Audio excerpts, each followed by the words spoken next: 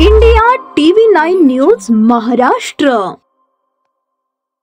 महाराष्ट्राची लेक महासंसद रत्न खासदार सुप्रियाताई सुळे यांच्या वाढदिवसानिमित्त गडदर्शन हॉल दमाणीनगर पावन गणपती येथील गार्डन समोर सुनीता नंदू दळवी राष्ट्रवादी काँग्रेस शरदचंद्र पवार गट उत्तर विधानसभा महिला अध्यक्षा यांनी रक्तदान शिबिराचे आयोजन केले होते.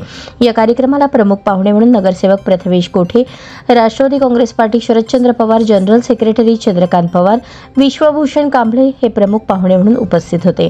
यावेळी नगरसेवक प्रथमेश कोठे यांच्या हस्ते क्रांतीवीर सावित्रीबाई फुले यांच्या प्रतिमेचे पूजन करण्यात आले. यावेळी नगरसेवक प्रथमेश दादा कोठे यांनी तरुण मुलांना रक्तदानाचे महत्त्व पटवून दिले. या रक्तदान शिबिरात तरुण मुलांचा चांगला प्रतिसाद मिळाला.